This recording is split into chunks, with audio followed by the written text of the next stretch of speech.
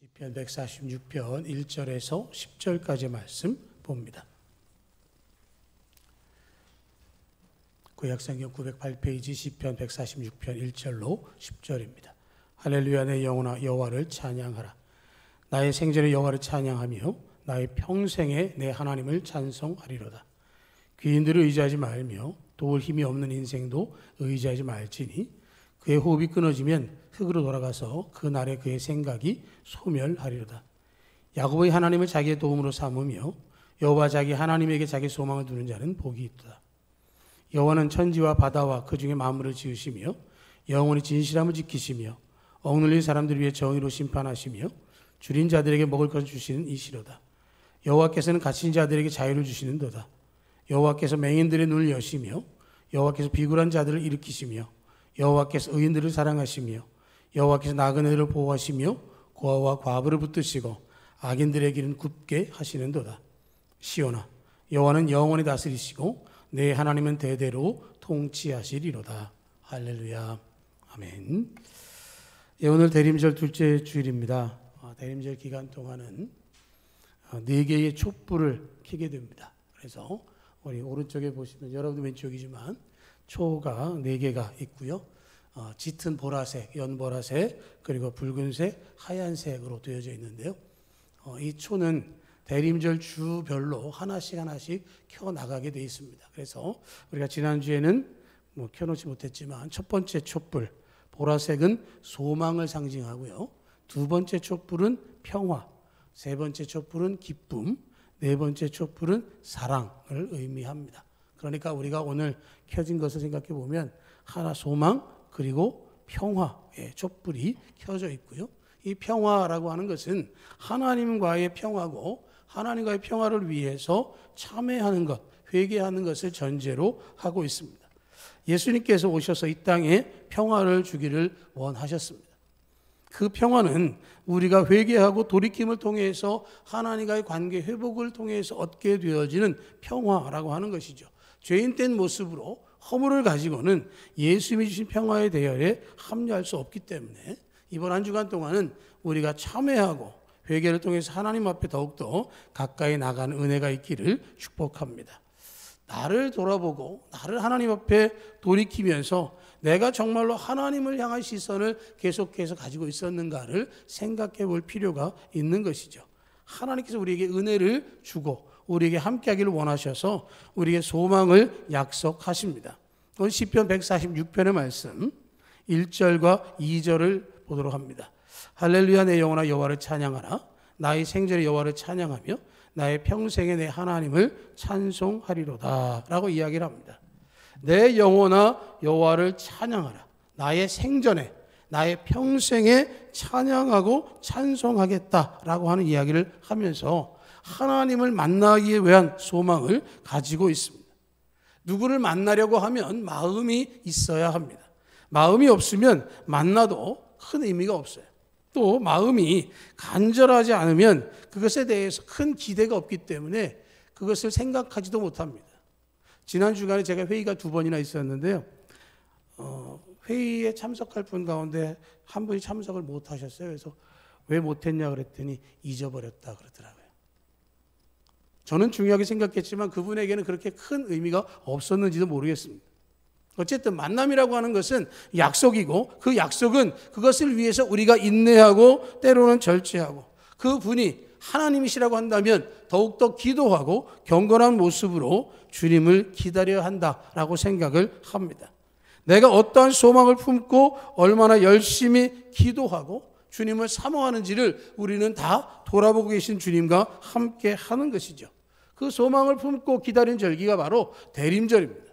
그래서 하나님을 향해서 찬송하고 찬양하고 영광을 돌릴 수밖에 없음을 이야기하고 있는 것이죠. 시편 146편은 할렐루야로 시작해서 할렐루야로 끝납니다. 시편 146편부터 150편까지 이 5 시편은 할렐루야 시편이라고 부릅니다. 왜냐하면 모든 시편이 할렐루야로 시작해서 할렐루야로 끝나기 때문에 그렇습니다. 찬양하고 찬송합니다. 다윗이 시를 쓰고 찬양을 하고 있습니다. 하나님을 향한 간절한 사랑과 소망이 그에게 담겨져 있고 하나님과 동행하고자 하는 마음이 그 속에 묻어나고 있는 것이죠. 하나님을 찬양하는데 할렐루야로 시작해서 할렐루야로 마지막입니다. 하루의 시작이 그렇고 일생이 그렇습니다. 내 영혼아 여호와를 찬양하라. 생전에 평생에 자기의 인생을 생각하는 모든 시간 동안에 하나님을 찬양하고 하나님께 영광을 돌리기를 원하고 있는 것이죠. 마음과 열정을 다해서 이 대림절을 지나면서 우리가 하나님을 찬양하기를 축복합니다. 주님을 만나기를 고대하시기 바랍니다.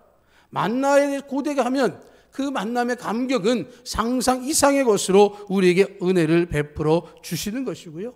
우리에게 평화의 촛불을 통해서 우리에게 정말로 하나님 앞에 돌이키고 회개함을 통해서 기쁨으로 맞아 주시는 것이죠.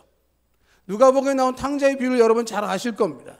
탕자는 아버지가 맡겨준 아버지로부터 물려받은 모든 것들을 다 방탕하고 허비했습니다.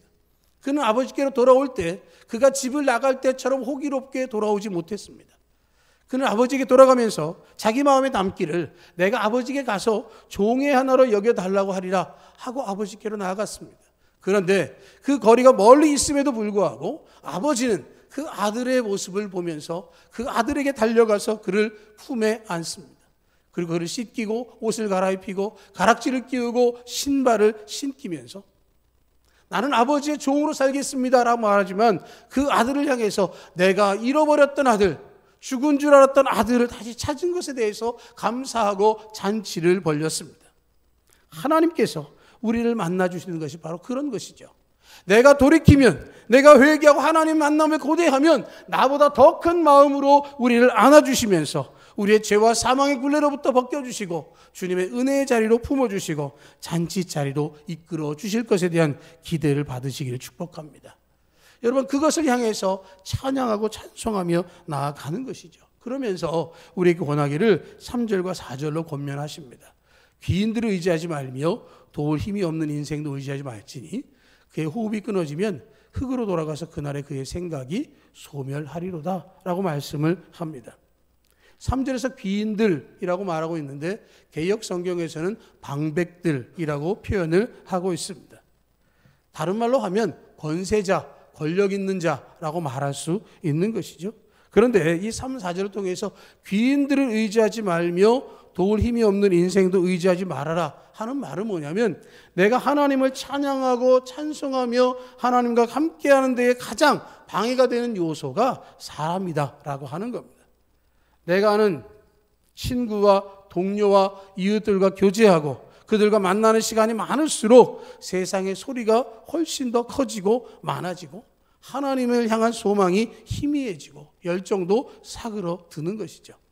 하나님을 찬양하며 얻는 소망의 마음이 커져가는 게 아니라 사람들과의 만남에서 얻는 즐거움을 더 기대하고 그것을 마음 가운데 채우게 되어지면 하나님의 은혜가 들어올 자리가 없게 되어지는 것입니다. 귀인들, 권력자, 힘있는 고관들, 방백들 이런 권세와 권한을 가지고 우리의 삶에 영향을 미치는 사람들이 있습니다. 그런데 그들을 의지하지 말아라 하고 말씀을 하고 있습니다. 그러면서 그들을 표현하기를 도울 힘이 없는 인생이라는 말씀을 하고 있어요.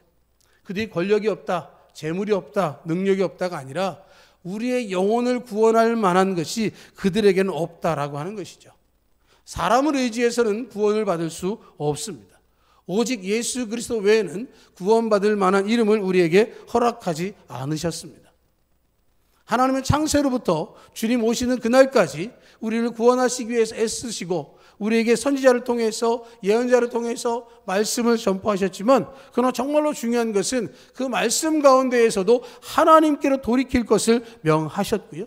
사람으로부터는 누구도 구원의 은혜를 얻을 수 없음을 보여주셨습니다.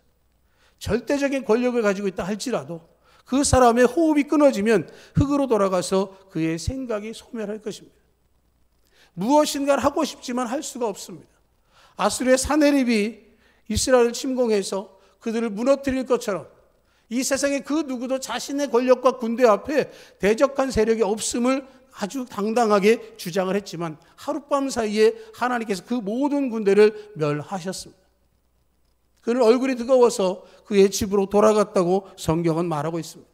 절대적인 권력을 가지고 모든 사람을 도울 것처럼 말하지만 그러나 모든 사람은 예외 없이 흙으로 돌아갈 것이고 전부 다 소멸되는 육체를 지닌 유한한 존재일 뿐입니다. 언젠가는 우리의 육신의 호흡은 끊어질 것입니다. 그곳에서는 우리의 소망을 채워줄 만한 것이 나오지 않는 것이기 때문에 우리 영혼의 문제를 위해서는 하나님 나라의 소망을 품고 나에게 영생을 주실 분이 누구신지, 내가 진정한 구원의 소망을 누구를 통해서 얻어야 할 것인지를 찾아야 하는 것이죠. 사람에 대해서 사람과의 관계의 고민이 아니라 정말로 주님을 깊이 묵상하는 그런 대림절을 지나시기를 축복합니다. 조금은 절제하고 조금은 참고 인내함을 통해서 하나님과의 만남을 소망으로 삼으시길 바라고, 하나님 만나주시고 하나님 은혜 베풀어 주시고 하나님 역사해 주십시오 하는 간절한 기도가 우리 가운데 있을 때에 하나님께서 이 시간만큼 우리에게 은혜를 베푸시고 역사해 주실 줄로 믿습니다. 사람을 바라보는 게 아니라 하나님 바라보는 것이죠. 사람들과 보내는 시간은 잠시 뒤로 하고 우리 주님을 바라보시고 주님을 의지하는 여러분만의 골방을 만드시기를 축복합니다. 사람들은 자기 자신을 위해서 애쓰고 노력하는 것이 많지만 정말 중요한 것은 주님의 음성을 들어야 하는 것이고 진정한 소망이 무엇인지를 알아야 하는 것이죠. 우리 5절 말씀을 다 같이 읽겠습니다. 5절입니다. 야곱의 하나님을 자기의 도움으로 삼으며 여호와 자기 하나님에게 자기의 소망을 두는 자는 복이 있도다. 아멘. 하나님에게 자기의 소망을 두는 자는 복이 있도다. 오늘 설교 제목 하나님께 소망을 두라는 말씀은 바로 이 말씀에 근거하는 것이죠. 하나님에게 소망을 두는 자는 복이 있다. 하나님께 소망을 두고 하나님 만나려고 하고 하나님께 간구하는 모든 사람에게는 하나님께서 예비하신 복이 임한다라고 하는 것이죠. 하나님께서 복의 근원이 되시고 하나님께서 우리에게 복을 주실 수 있는 유일하신 분이고 우리의 필요가 무엇인지를 아시기 때문에 하나님께 소망을 두는 자에게 복을 허락해 주시는 것이고 그것을 위해서 우리가 이 기간 동안에 마음과 몸을 준비하는 것이죠. 그런데 우리는 수없이 이 말씀을 들었습니다. 하나님에게 소망을 두는 자가 복이 있다 하는 말씀을 모르는 게 아니죠.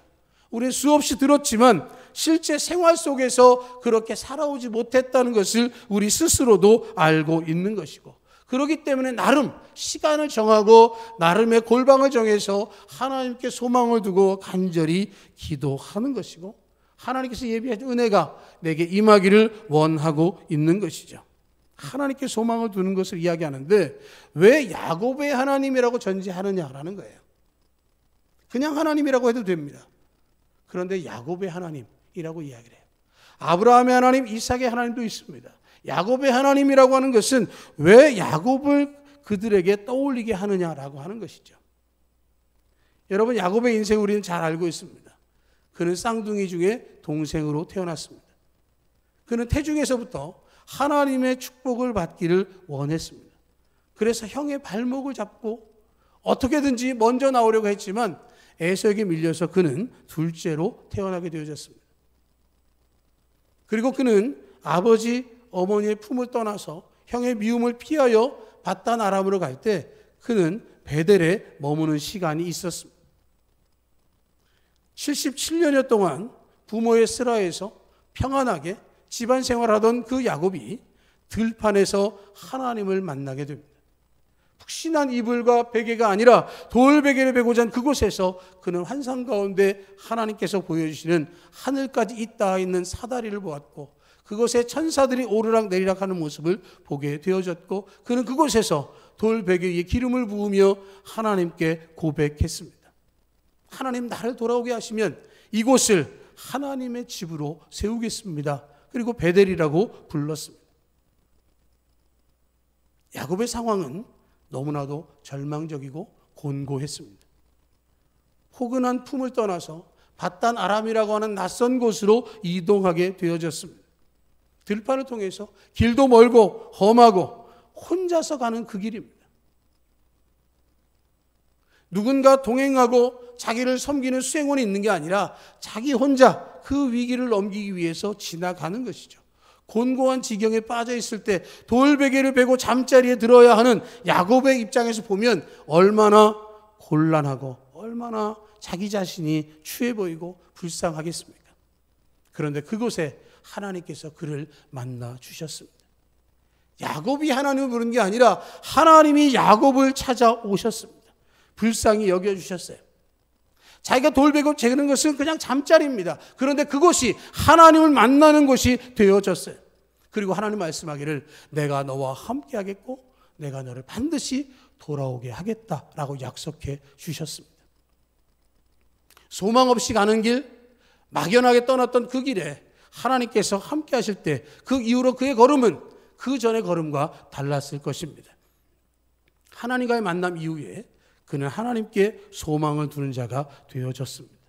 소망을 하나님께 두면 그곳이 어디가 되어지든지 그곳이 바로 하나님께서 함께 하시는 곳이고 그것에서 환상을 통해서 하나님께서 그것을 보게 하셨습니다.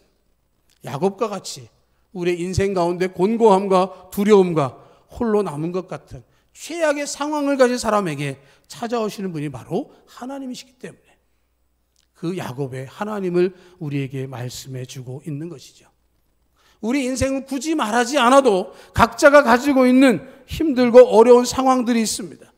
정말로 말할 수 없는 두려움이 있고요. 말할 수 없는 외로움이 있습니다. 주변에 사람은 많이 있지만 그 사람들이 내 마음을 알지 못하고 그 사람 내 한마디 한마디가 위로와 평안이 되는 것이 아니라 상처가 되고 가시가 될 때도 있습니다. 그것을 누구에게도 표현할 수 없을 때 우리를 만나신 하나님께서 우리를 위로하시고 우리와 함께 해주시고 우리를 책임져 주시는 것이죠. 내가 너를 지켜주겠다. 내가 너와 함께 하겠다. 내가 나의 품으로 돌아오도록 내가 너를 지켜주겠다라고 말씀을 하고 있는 것이죠. 광야에 홀로 남은 자와 같은 우리에게도 주님은 만나주시고 사랑의 손길을 내밀어 주시는 것이고요. 그렇기 때문에 우리가 이 대림절을 지나면서 야곱의 심정을 한 번 더 생각하는 것입니다. 아무도 없다고 생각할지라도 나는 하나님을 만나야 되겠다라고 하는 간절함이 필요한 것이죠. 내가 어디로 가든지 내가 어떤 상황에 있든지 하나님이 함께 하시겠다는 그 약속의 말씀을 우리가 듣고 하나님께 소망을 둘 때 흔들림 없이 견고한 삶을 살 수 있는 것이죠. 괜히 나는 강하다, 나는 괜찮다, 외롭지 않다. 감찰 교역자 모임 이런 데 가면 교회 보고라는 시간이 있습니다. 그럼 거기에서 이제 교회에서 있었던 얘기들을 나누게 되는데요. 제일 많이 하는 대사가 뭐냐면 교회 어느 목사님 말씀하세요 그러면 은혜 중에 잘 지냅니다. 그게 기본 대사입니다. 그러면 그 다음 목사님은 저도요 이렇게 합니다. 그러니까 특별한 행사가 없으면 모든 분들 대사가 비슷해요. 근데 또 사실 괜찮은 척하고 잘 지내는 것 같지만 때로 힘들고 어려울 수 있지 않겠습니까? 그런 부분들이 분명하게 있는 것인데 그것을 사람에게는 하기가 어렵습니다. 그러나 하나님 앞에 내 마음을 다 쏟아내시고 야곱과 같이 내가 곤고하고 힘들고 어렵다고 고백하면 그 자리에 하나님께서 찾아와 주시고 만남의 은혜를 허락해 주시고 우리가 그곳을 베델 하나님의 집이라고 부르게 될 것입니다. 여러분에게 하나님이 찾아오셨다면 여러분 그 기쁨과 감격은 말할 수 없을 것입니다. 여러분 평생에 하나님 만난 기억이 분명하다면 그 소망을 가지고 우리가 주님과 동행할 줄로 믿습니다. 여러분 하나님께서 그 말씀을 하시면서 자기 자신에 관한 말씀을 6절로부터 9절까지 쭉 이야기를 하세요. 6절로부터 9절까지 말씀을 보면 여호와는 이라고 시작하시면서 어떻게 하시고 어떻게 하시는 말씀들을 하나하나 하는데요. 첫째는 뭐냐면 천지와 바다와 그 중에 만물을 지으셨다. 어떤 하나님이시죠?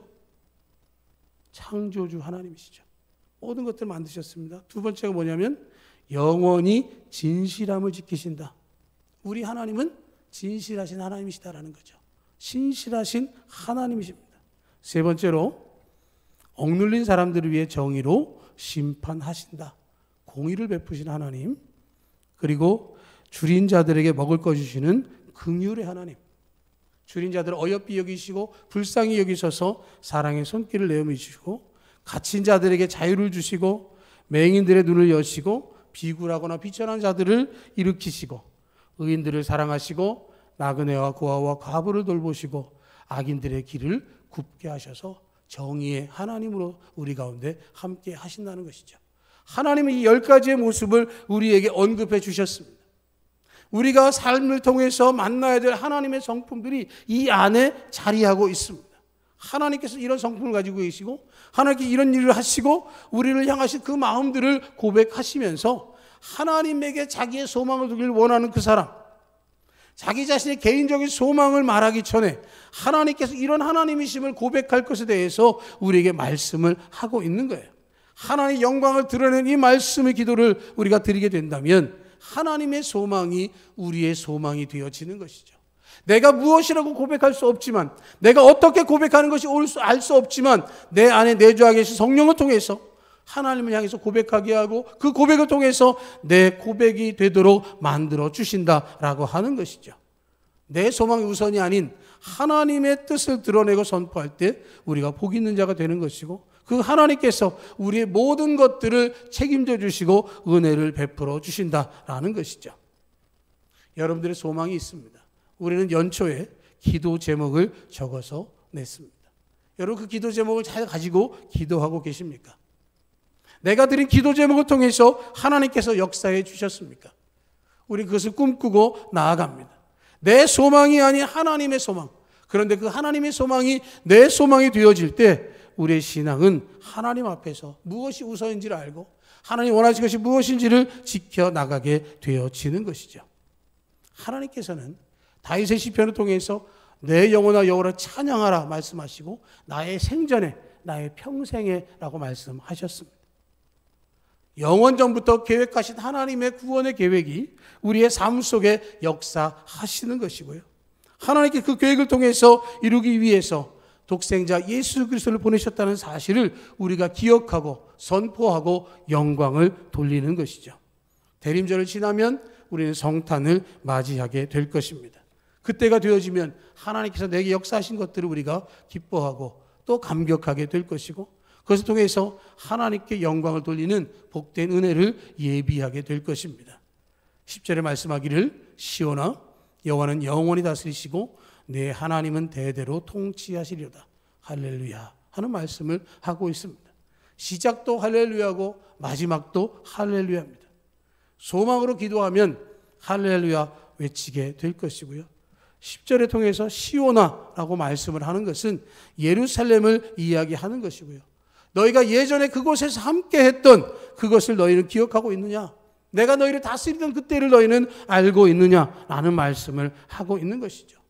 믿음의 사람들이 나와 가족과 친구와 다른 많은 사람들의 구원을 위해서 기도해야 될 것을 말씀하고 있는 것이고요.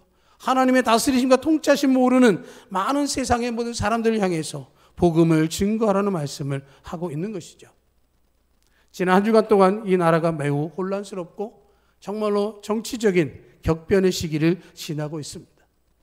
점점 우리가 하나님의 뜻을 간절히 구해야 할 때가 왔는 것을 알고 있는 것이죠.